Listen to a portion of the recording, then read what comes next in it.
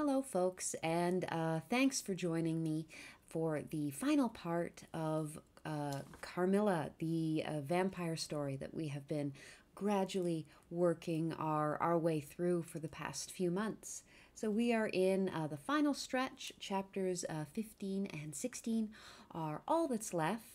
Thank you for sticking it out with me. It's just been so hot and humid here that I haven't been able to record with the heat from my light, and then I have to turn off the air conditioner.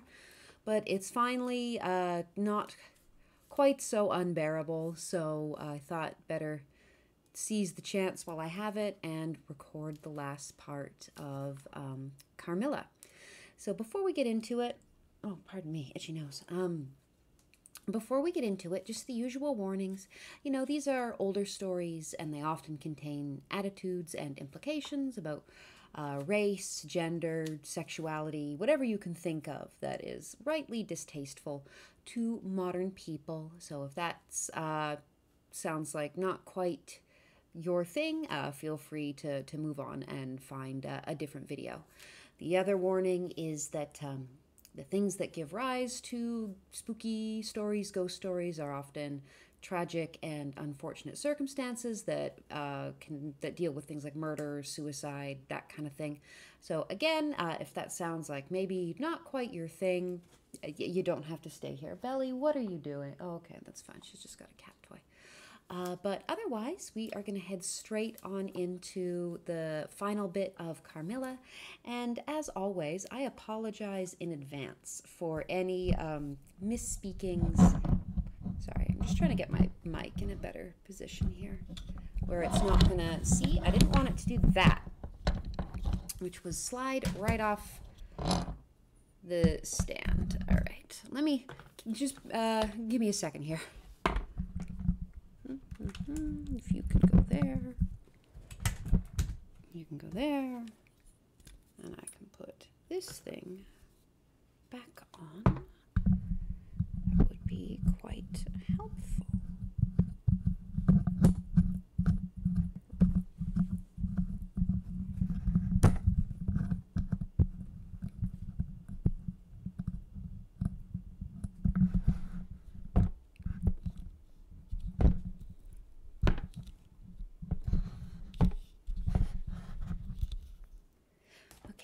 I think we're good now. It's the same problem I always have. My mic is like right here in front of me where you know, most people I think would want to hold the book, but I've got the mic here instead. So we'll go with it. We'll hopefully this arrangement doesn't fall apart again if I accidentally bump it. But here we go with chapter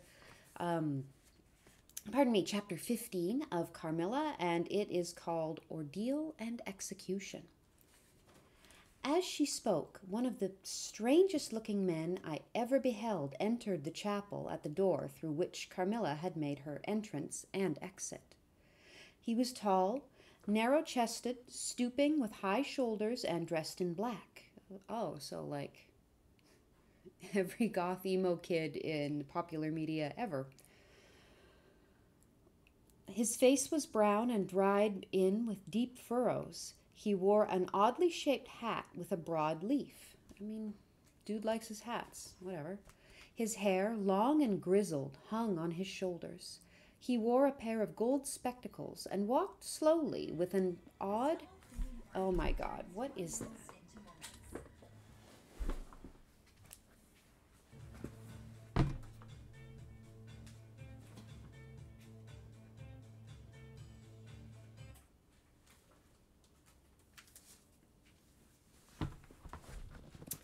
You know what that was? That was a cat standing on a button and turning a video on the TV. All right, let's try again. Where were we here?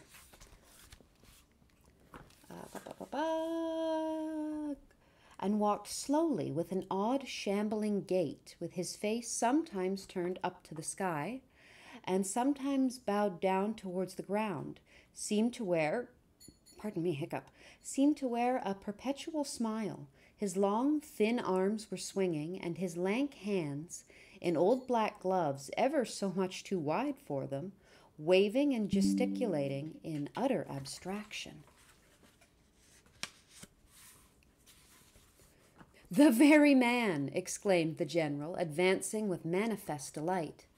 "My dear Baron, how happy I am to see you. I had no hope of meeting you so soon." He signed to my father, who had by this time returned, and leading the fantastic old gentleman, whom he called the Baron, to meet him. He introduced him formally, and they at once entered into earnest conversation. The stranger took a roll of paper from his pocket and spread it on the worn surface of a tomb that stood by.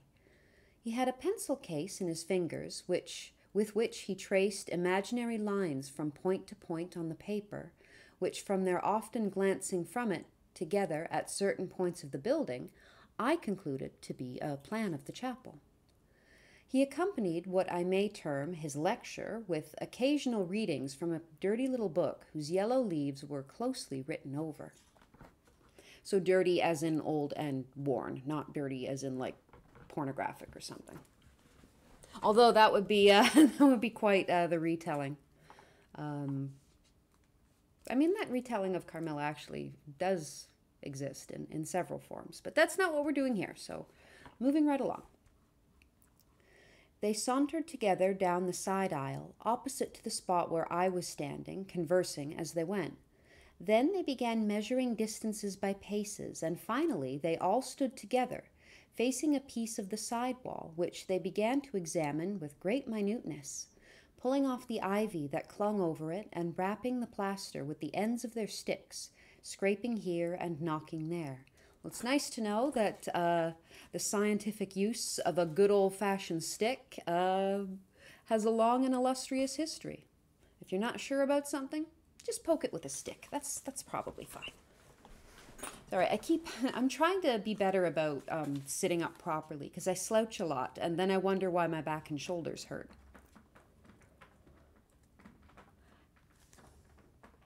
Stop clawing the couch. Sorry, there's going to be a lot of cat noise on this video, I think. I apologize. At length, they ascertained the existence of a broad marble tablet with letters carved in relief upon it. With the assistance of the woodman, who soon returned, a monumental inscription and carved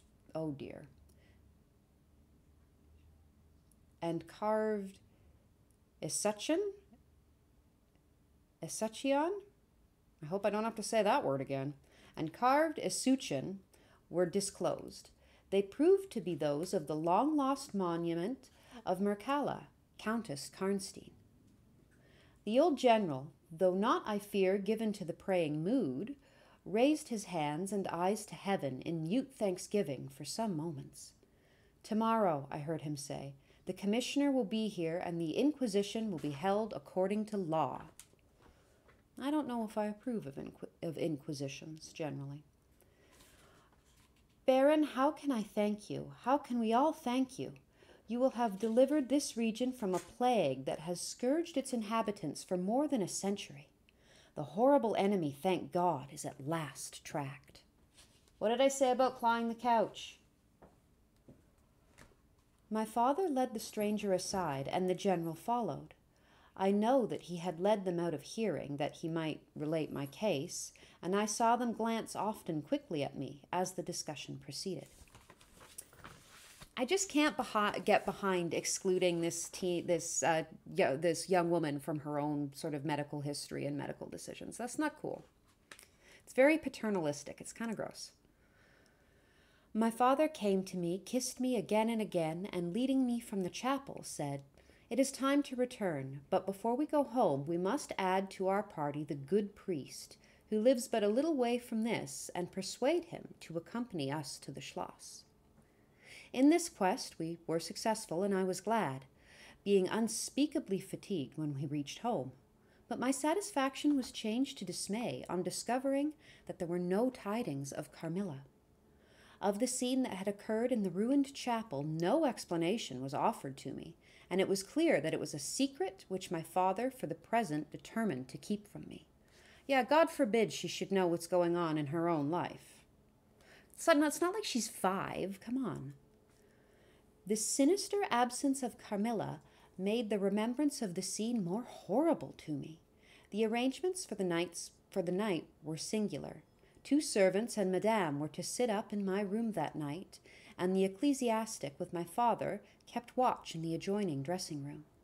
The priest had performed certain solemn rites that night, the purport of which I did not understand, any more than I comprehend the reason of this extraordinary precaution taken for my safety during sleep.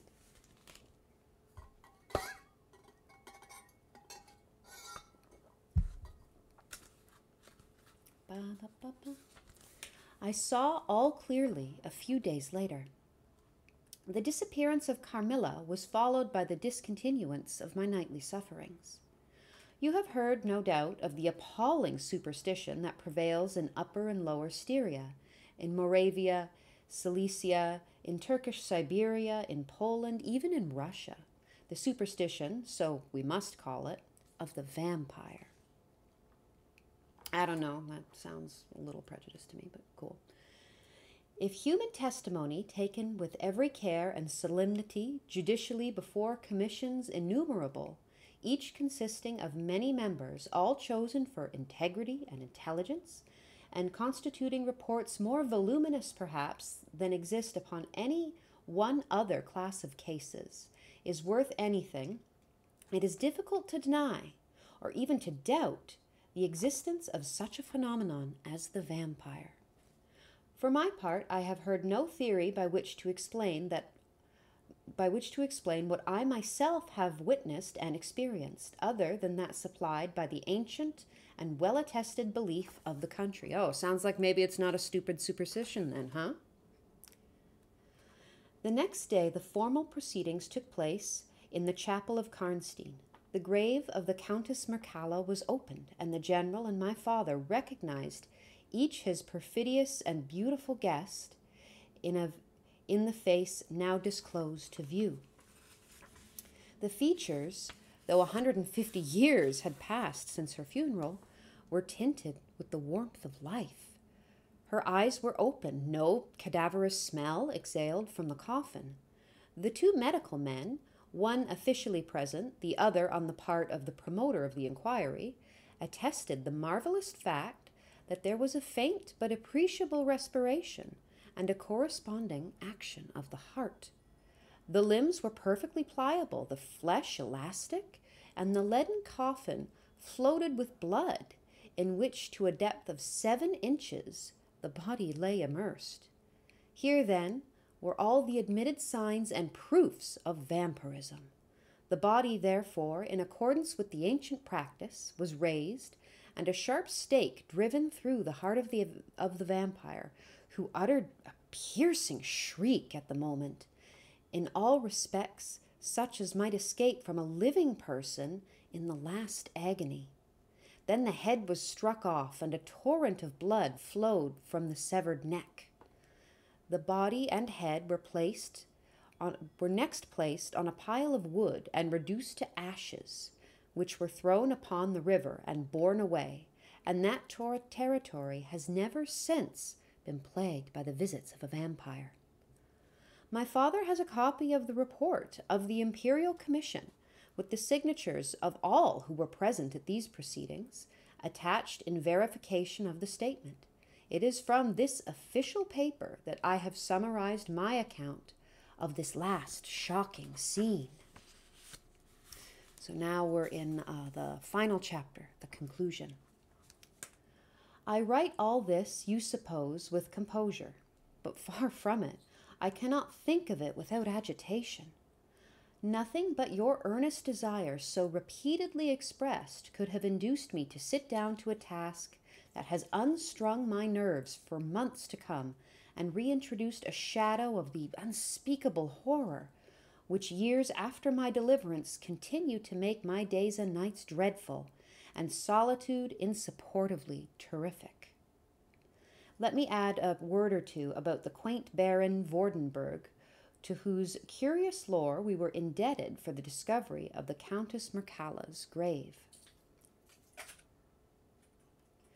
He had taken up his abode in Gratz, where, living upon a mere pittance, which was all that remained to him of the once princely estates of his family, as is always the way, in Upper Styria, he devoted himself to the minute and laborious investigation of the marvelous, authenticated tradition of vampirism. Well, everybody needs a hobby, I guess. He had at his fingers' ends all the great and little works upon the subjects. Oh dear, here comes some Latin, so I apologize for how I'm no doubt going to butcher this. Magia Postuma, Flagon de Mirabilibus, Augustinius de Curo pro mortuis, Philosophicae et Christianae cogitationes de Vampiris. Sure. By John Christopher Herdenberg, and 1,000 others, among which I remember only a few of those which he lent to my father. He had a voluminous digest of all the judicial cases from which he had extracted a system of principles that appear to govern, some always and some occasionally only, the condition of the vampire. I may mention in passing that the deadly pallor attributed to that sort of revenant is a mere melodramatic fiction. They present in the grave, and when they show themselves in human society, the appearance of a healthy life. When disclosed to light in their coffins, they exhibit all the symptoms that are enumerated as those which proved the vampire life of the long-dead Countess Kernstein. How they escape from their graves and return to them for certain hours every day without displacing the clay or leaving any trace of disturbance in the state of the coffin or of the cerements has always been admitted to be utterly inexplicable. The amphibious existence of the vampire is sustained by daily renewed slumber in the grave. Its horrible lust for living blood supplies the vigor of its waking existence. The vampire is prone to be fascinated with an engrossing vehemence resembling the passion of love by particular persons. In pursuit of these, it will exercise inexhaustible patience and stratagem, for access to a particular object may be obstructed in 100 ways. It will never desist until it has satiated its passion, and drained the very life of its coveted victim. But it will, in these cases, husband and protract its murderous enjoyment with the refinement of an epicure and heighten it by the gradual approaches of an artful courtship. In these cases, it seems to yearn for something like sympathy and consent. In ordinary ones, it goes direct to its object, overpowers it with violence, and strangles and exhausts, often at a single feast. The vampire is, apparently, subject, in certain situations, to special conditions. In the particular instance of which I have given you a relation, Mircalla seemed to be limited to a name which, if not her real one, should at least reproduce, without the omission or addition of a single letter, those, as we say, anagrammatically which compose it. So, Countess Mircalla can only have a fake name that's just a rearranging of the letters of her actual name. Much like Lord Voldemort, I suppose. Carmilla did this, so did Millarca. My father related to the Baron Vordenberg, who remained with us for 2 or 3 weeks after the expulsion of Carmilla, the story about the Moravian nobleman and the vampire at Karnstein churchyard, and then he asked the Baron how he had discovered the exact position of the long-concealed tomb of the Countess Mircalla. The Baron's grotesque features puckered up into a mysterious smile. I mean, you don't have to call him grotesque. He did just help you. He looked down, still smiling, on his worn spectacle case and fumbled with it. Then, looking up, he said, "I have many journals and other papers written by that remarkable man. The most curious among them is one treating of the visit of which you speak to Karnstein. The tradition, of course, discolors and distorts a little. He might have been termed a Moravian nobleman, for he had changed his abode to that territory and was, besides, a noble. But he was, in truth, a native of Upper Styria. It is enough to say that in very early youth he had been a passionate and favored lover of the beautiful Mircalla, Countess Karnstein. Her early death plunged him into inconsolable grief. It is the nature of vampires to increase and multiply, but according to an ascertained and ghostly law. Assume at starting a territory perfectly free from that pest. How does it begin and how does it multiply itself? I will tell you. A person more or less wicked puts an end to himself. A suicide under certain circumstances becomes a vampire. That specter visits living people in their slumbers. They die and almost invariably in the grave develop into vampires. This happened in the case of the beautiful Mircalla, who was haunted by one of those demons. My ancestor, Vordenburg, whose title I still bear, soon discovered this, and in the course of the studies to which he devoted himself, learned a great deal more. Among other things, he concluded that suspicion of vampirism would probably fall sooner or later upon the dead countess, who in life had been his idol. He conceived a horror, be she what she might, of her remains being profaned by the outrage of a posthumous execution.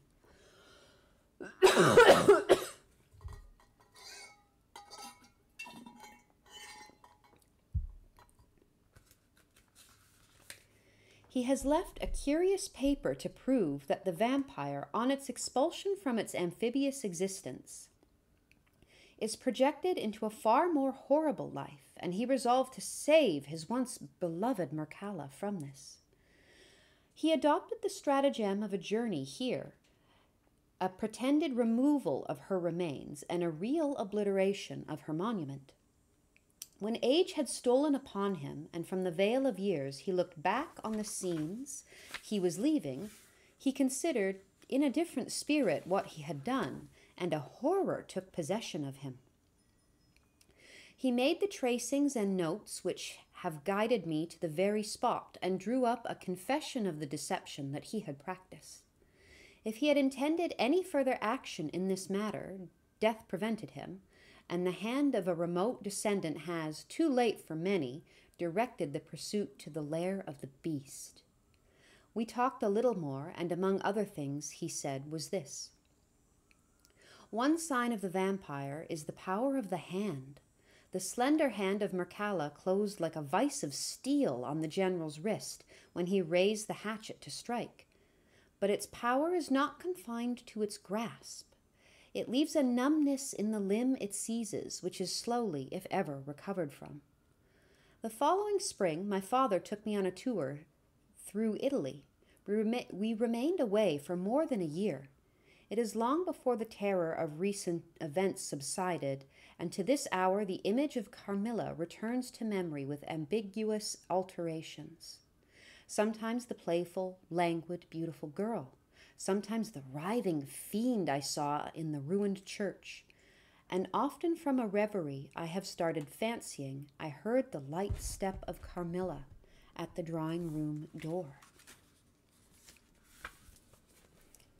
No, don't go there. And that is it for Carmilla. So, a classic vampire story. One of the earlier ones, but I really like how the author's sort of already going through and saying, oh no, that's not true about vampires, that's not true about vampires. So there's already, aside from cultural superstitions that were always present, there's already clearly sort of a vampire lore that authors were clearly already either arguing for or against, and I think that's actually really cool. So I hope you enjoyed this story. As ever, I'm also open to suggestions. So if there's anything you would like me to read, you can drop it in the comments section on the video, and I'll look into it. But otherwise, I hope you enjoyed the story, and I hope that you and your loved ones are safe and well, and that we can hang out here together again soon for another spooky story or video. Bye, folks.